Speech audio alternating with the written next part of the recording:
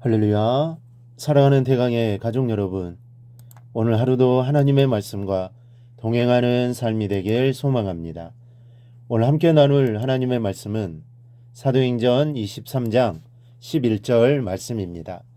그날 밤에 주께서 바울 곁에 서서 이르시되 담대하라. 내가 예루살렘에서 나의 일을 증언한 것 같이 로마에서도 증언하여야 하리라 하시니라. 아멘. 하나님의 선지자 엘리야가 시리에 빠져 자포자기했던 적이 있습니다. 그는 담대하게 바알과 아세라 선지자들과 대결해서 통쾌한 승리를 거두었습니다. 뿐만 아니라 간절히 기도한 끝에 이스라엘 땅에 큰 비가 내리기도 했습니다. 능력의 선지자 중에 한 사람이었습니다. 하지만 이 위대한 선지자는 이런 일들을 감당했음에도 불구하고 변변한 대접을 받지 못했고 또 사람들로부터 생명의 위협을 느끼면서 쫓겨다니는 신세가 되고 말았습니다. 아합 왕의 부인인 이세벨이 오늘날에 엘리야를 죽이겠다고 말했기 때문입니다. 이 보통 사람이면 그냥 넘기겠지만 한 나라의 여왕의 말이니 그냥 넘길 수도 없는 상황이었습니다. 하나님을 향한 뜨거운 열심을 가지고 일했으나 돌아온 것은 고난의 가시밭길이 전부였던 것입니다. 그래서 엘리야는 좌절하고 또 낙심했습니다. 지금 내 생명을 취해달라고 하나님 앞에 한탄할 만큼 이 무너진 엘리야입니다. 한마디로 자신을 죽여달라는 것이죠. 삶이 너무 괴롭다는 것입니다. 그렇다면 성도들이 엘리야처럼 좌절하고 낙심하게 되는 이유가 무엇입니까? 그 이유는 아주 간단합니다. 멀리 있는 하나님의 섭리를 바라보지 못하고 눈앞에 있는 급한 상황을 바라보기 때문이고 마음의 귓가에 들려오는 세미한 주의 음성을 듣지 못하고 자신을 위협하는 공포의 소리에만 귀를 기울이고 있기 때문입니다. 마음과 눈과 귀의 방향이 잘못되어 있는 것입니다. 이 본문을 자세히 보면 상황이 매우 급박하게 돌아가고 있음을 알 수 있습니다. 얼마나 위험한 상황이었으면 주께서 밤중에 직접 나타나셔서 바울에게 음성을 들려주시겠습니까? 그리고 주님이 나타나신 것으로 보아 바울의 심경에 문제가 생긴 것 같습니다. 아마도 상당히 의기소침해진 채 비통에 잠겨 있었을 것으로 짐작됩니다. 낮에 있었던 공회에서의 반대자들의 핍박과 또 그로 인해 지나간 과거부터 줄곧 당해왔던 핍박에 대한 생각들이 마치 영화의 필름처럼 스쳐 지나가면서 바울을 아주 비통하게 만들었을 것입니다. 이것이 그날 밤에 주님이 바울 곁으로 찾아오신 배경입니다.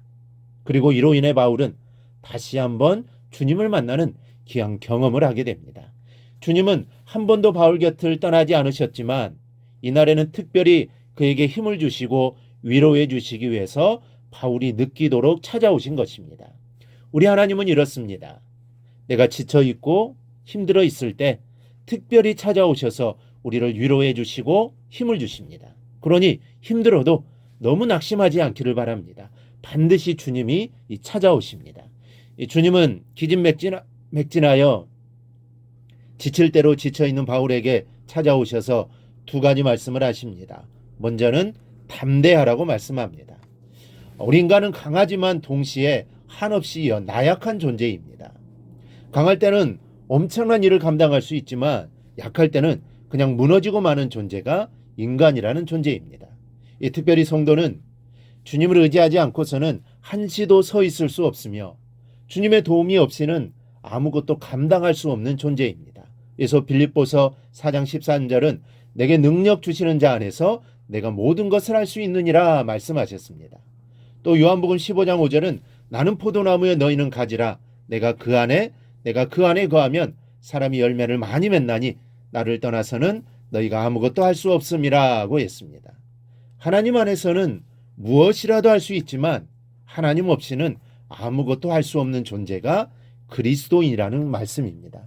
주님을 떠나서는 아무것도 할 수 없고 주님 없이는 되는 일이 없는 사람들이 그리스도인입니다.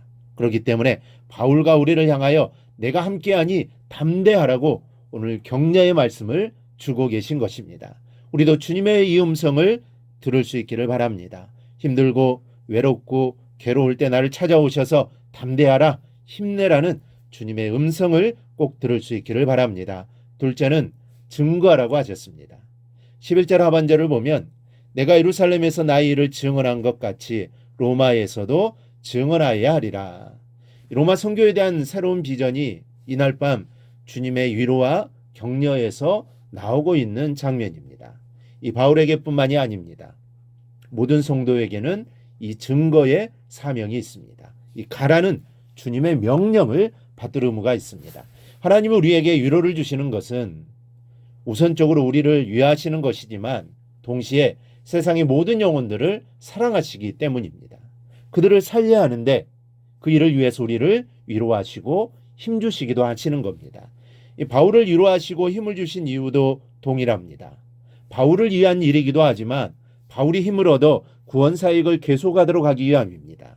여러분, 세상의 모든 일이 다 중단되어도 좋습니다. 그러나 구원 사역만큼은 결코 중단되어서는 안 되는 일입니다.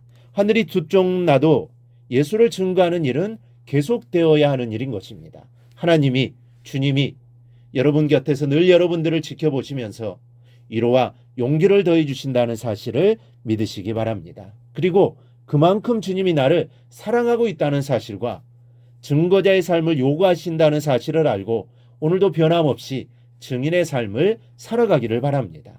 이 삶을 우리 주님이 가장 기뻐하십니다.